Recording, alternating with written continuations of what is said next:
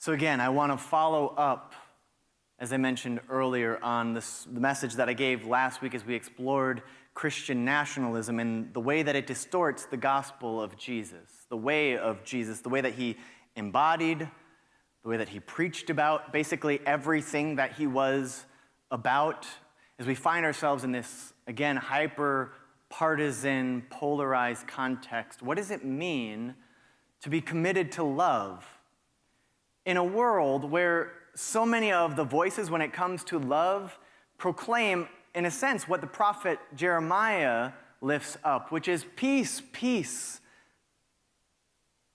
Stop arguing, stop bringing up our differences. Let's not get involved in politics because it's just too divisive. Let's just, you know what, put our heads down, do our own thing. We fail to treat the wound of the people, the very real ways that people are hurting, lacking hope, lacking a vision for how their lives could possibly get better despite how hard they might be working. What does it mean to follow in the way of love? And for us as a community, not just as individuals, but to build a beloved community where we put that into action together in this community where there is such a need for a space of healing and love and justice and joy. Here's part of the challenge as I see it, as I was thinking about it this week. Oftentimes, what passes for friendship, for community, for love in our world is merely having a common enemy, is making sure that we are gathered with those who hate or at least dislike the same person, or those friends, we might say, who more than just comforting us and offering understanding and empathy, we sort of like, it grows into this thing of like just picking on or making fun of that person or those people over there. At some point, it sort of crosses a line between comforting and understanding maybe someone or something that's happened to us and going into something else. And as I say that, about forming these sort of tribes around people who have a common enemy, hate the same people over there, I think perhaps what can easily happen to us is that we think, yeah, that's exactly what they do. That other group, they are the ones that do that. I'm very clear on how they, whoever they are doing that. What's harder is to turn that finger back around. Is it possible for us to take as a foundational commitment that you and I, that we all just as likely fall into this dynamic as the next person? That I am just as tempted by this pattern, to fall into this pattern as you or anyone else? That this temptation is always there before us, no matter where we are on the political or partisan spectrum. And even within our families, our partnerships, our churches, no one is immune. Not liberals, not conservatives, not Democrats or Republicans, and not even those people who think, I'm an independent. I extract myself from that bipartisan drama, toxicity. Not pastors, not Christians, and not those who feel that they are morally superior to religious folks because they are not religious. No one is immune from this temptation. And our world, our news media, our political system thrives. I don't know that I even have to tell you this. It thrives off of that enmity and fear, off of the fear-mongering and the simplistic caricatures and the hostile divisions, because that's what's needed to win. And winning, mostly elections, but in other avenues as well, winning has become the sole goal. Humiliating our opponents on Facebook or, well, in an election. And most of us, again, especially in this hyper-partisan, polarized moment, we jump onto that bandwagon. We cheer for our team, and we will quickly, all too easily, and this should scare us, become part of that mob who boos and jeers for anyone who we might perceive to be an outsider. And so perhaps, as I've witnessed it over the last few weeks, perhaps that's a protester at a rally for Vice President Kamala Harris or Joe Biden before that, disrupting one of their stump speeches and their campaign to just win and get elected by drawing attention to the tens of thousands massacred in Gaza. Massacre after massacre after massacre, which we are providing the money and the bombs to do.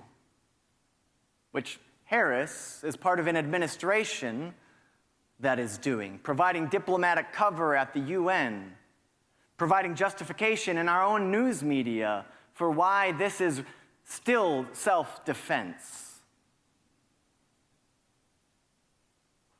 How dare those protesters, those 3 people, rain on our parade of feeling smug about ourselves, that I'm one of the good people. I support a woman for president. I support this first black woman, first person of Indian descent to be a presidential candidate by any major party. I'm one of the good ones. No, those people are the problem. Or we cheer on President Trump as he mocks people with disabilities, or he trots out age-old sexist slurs and racist tropes, and pretty much offends anybody who he perceives to be his enemy, getting in the way of his chances of winning. We laugh it off, we dismiss it as something not serious. We tell liberals to stop being such snowflakes. I think actually in both situations, we are participating in that same age-old game of circling the wagons, of establishing clear lines of who's in and who's out, what's good, who's bad, all of which are steps on the road of dehumanization, which has one function: to make some people or groups of people expendable. Before long, we're thinking, God, if we could just get rid of that person or those people, Lord, everything would be better. Right? We wouldn't have those problems anymore. Right? Even within our families, I think this goes all the way down. If we could just get rid of them, somehow cut them off, they will go away, we don't have to deal with it. We think we can just make our problems go away by getting rid of them, and then it would be better. And yet, despite the mass graves strewn across history, here we are. Here we are still playing the game.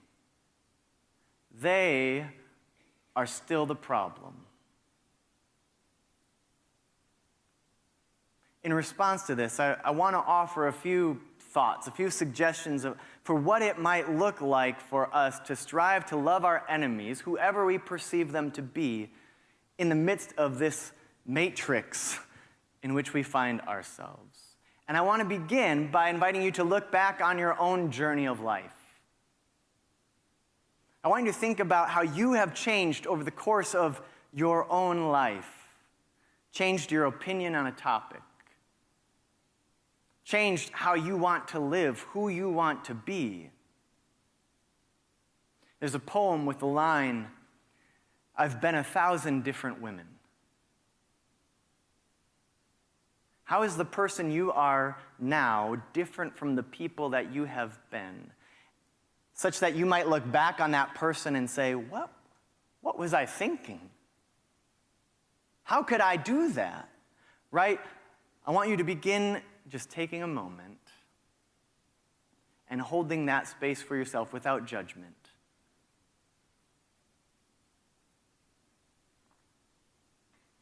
Perhaps a practice to take on from here, to carry with you in the afternoon or in the days ahead. And I want you, as you hold that, and whatever feelings come up for you, for the things you regret,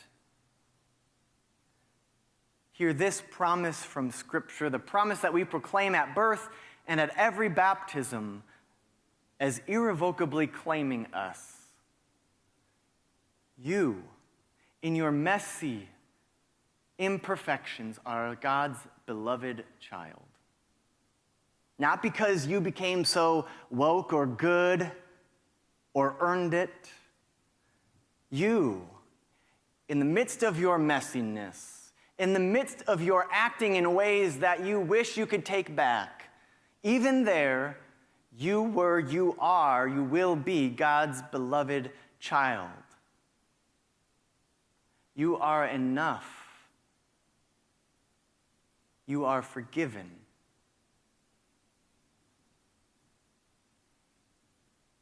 You get to be a messy human figuring it out, falling and failing and trying again with each new sunrise.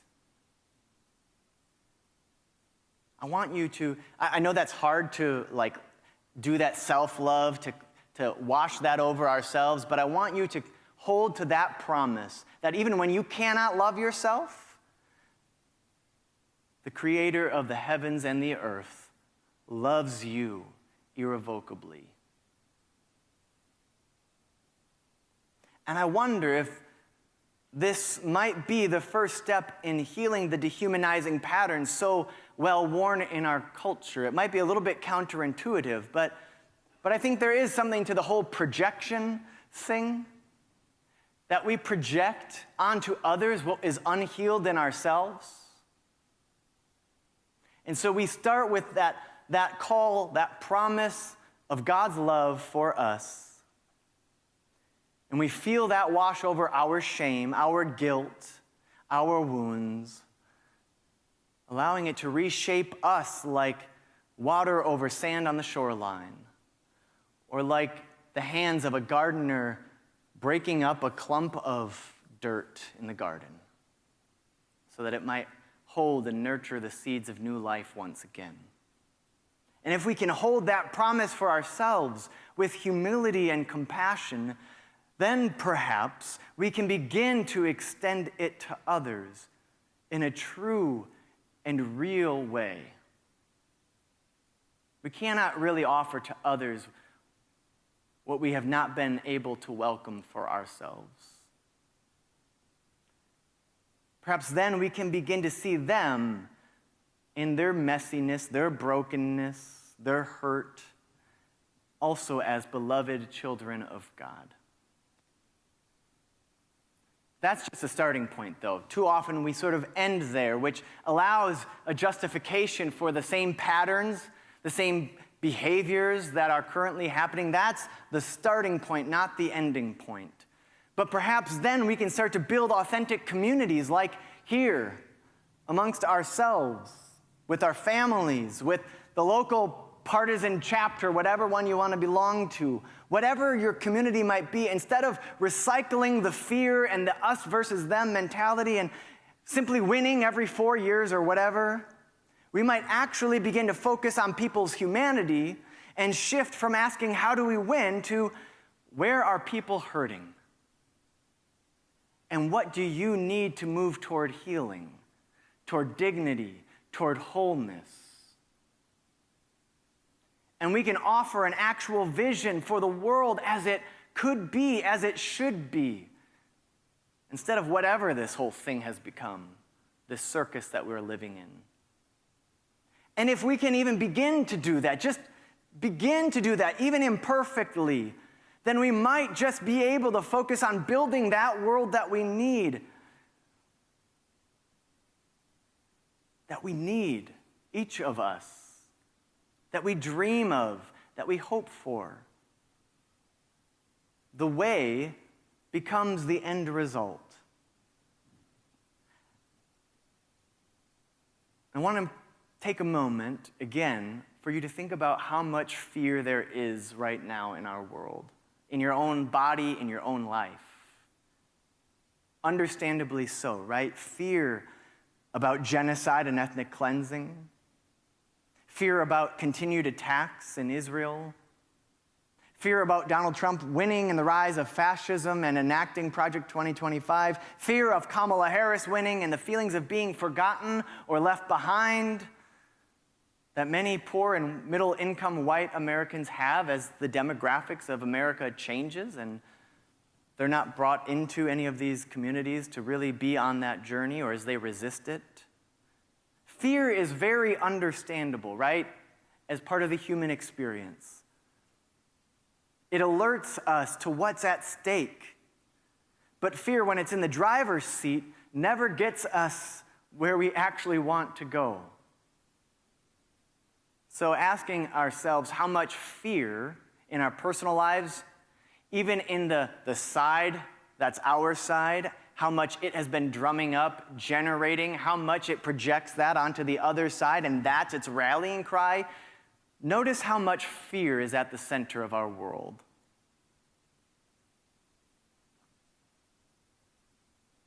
We acknowledge fear.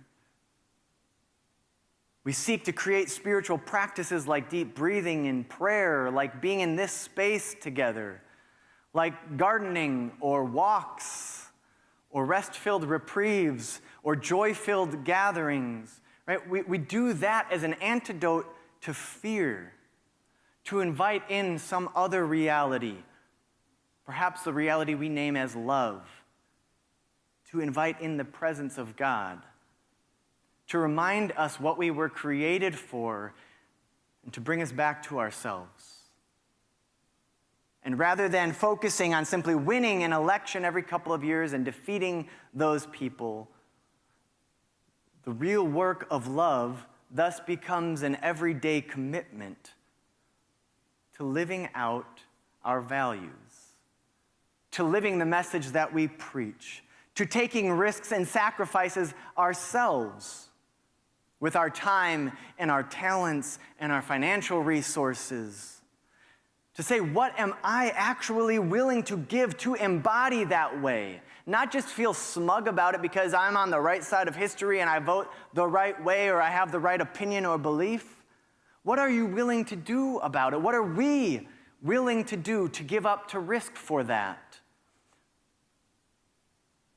At the end of the day, I am convinced that this is what will save us from ourselves, from our fears, from our cycles of violence. Now, elections are important. Don't mishear me on that.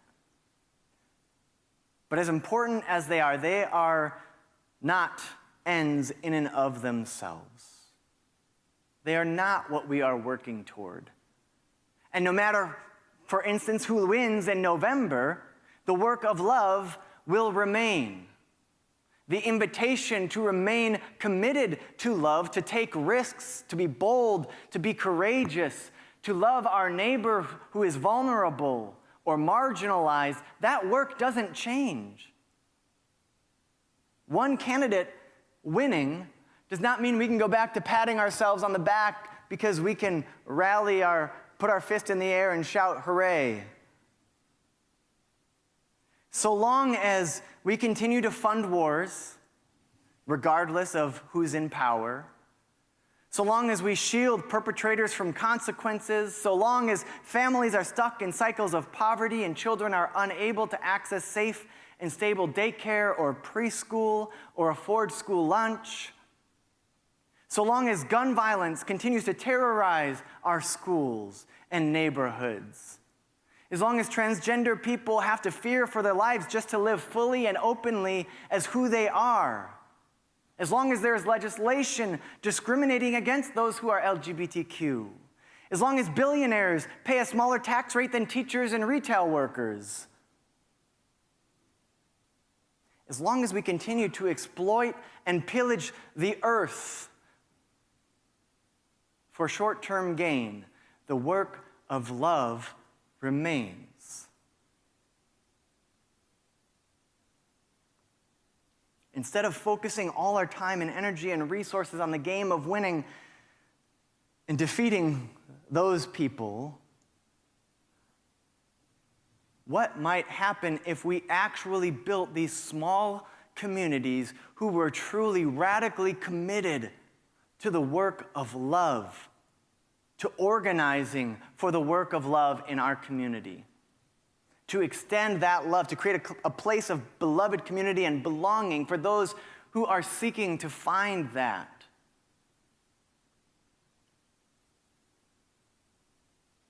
And I want to say here that loving your enemy does not necessarily mean liking them. It doesn't mean wanting to hang out with them, go to the bar with them, go on vacation with them. You can love your enemy and think, well, they could do better. It means that you are committed to their dignity, to their humanity. It means that you refuse to justify why they deserve to be excluded, why we can justify violence against them. Which again brings me back to what love is not. All too often in our families and in our world, we have been taught that love, it just sort of allows things to happen without making a fuss. Like, don't say anything because then, they will just go off and it's just better to leave it alone. Just let that person bully. Let them do that thing. Don't set a boundary, basically. Don't say, no, thank you. Please stop. In short, in the words of the prophet Jeremiah, we are taught that love looks like saying, peace, peace. Let's just get along. Just let it go. Just move on when there is no peace.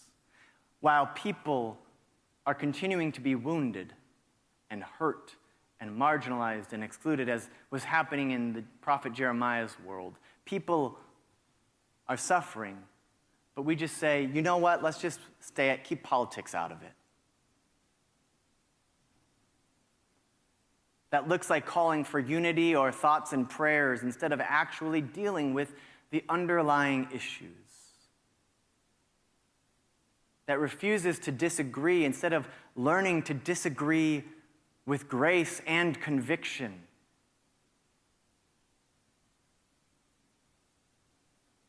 In short, that calls for what Dr. King called a negative peace. We want the facade of peace, but meanwhile the house lacks any substance. It's hollowed out. Which stands in stark contrast to the positive peace that he proclaimed, that he pushed our world to engage what our tradition calls shalom, which is the presence, not the absence of tension, but the presence of justice and equity, of dignity and compassion. That is what peace looks like, not avoidance. And so loving our enemies in this present moment, oftentimes I hear in a moment like this, I'll wrap it up this way, that the goal of a church is to have a sort of purple church. We've got some Republicans and we've got some Democrats. And to a degree, where else do we gather together across our partisan divides in this world?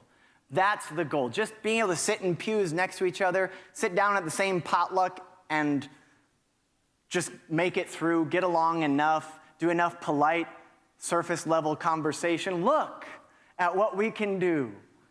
And I think there is a place for that. But all too often, what's missing in my experience as I talk to my colleagues, and I've wrestled mightily with this over the last 5 years of being your pastor, that what that oftentimes means is exactly what happens in our families, that we don't rock the boat, we don't talk about anything real or of substance or difficult because we're afraid of upsetting somebody. We're afraid of the conflict. We're afraid that someone who pledges a certain amount might leave.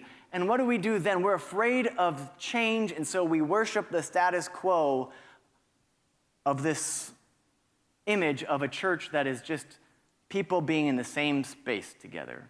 We might do a little bit of charity work, give some money to this thing here or there, something that is not complicated. We might feed the hungry, but we'll never ask why people are going hungry.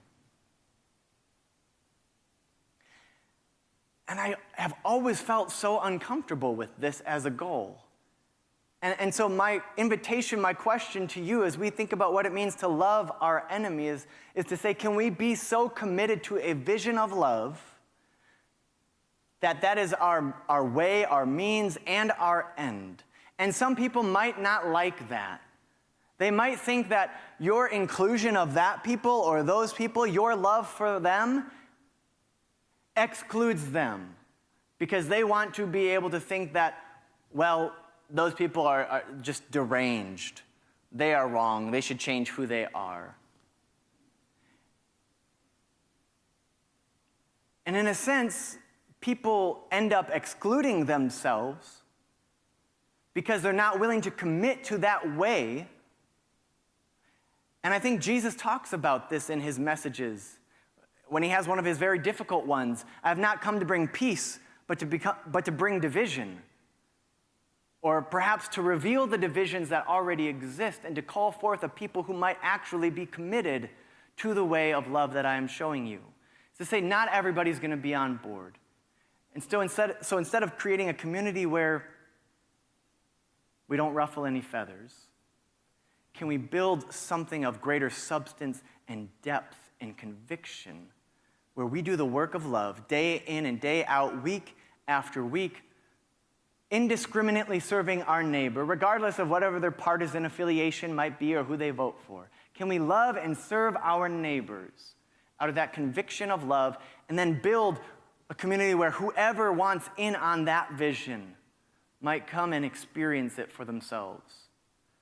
To, as I said earlier, comfort them where they need to receive comfort, but also to provoke them and challenge them where they've become complacent. That's where I'm at as I wrestle with these questions. I don't have it all figured out, but I think that's a challenge I want to put before us as we move into this fall, into this new season, as we move toward and through another election season, toward another election. What would it look like for us to be committed to the work of love, day in and day out? May it be so, for our healing, for the healing of all the world. Amen.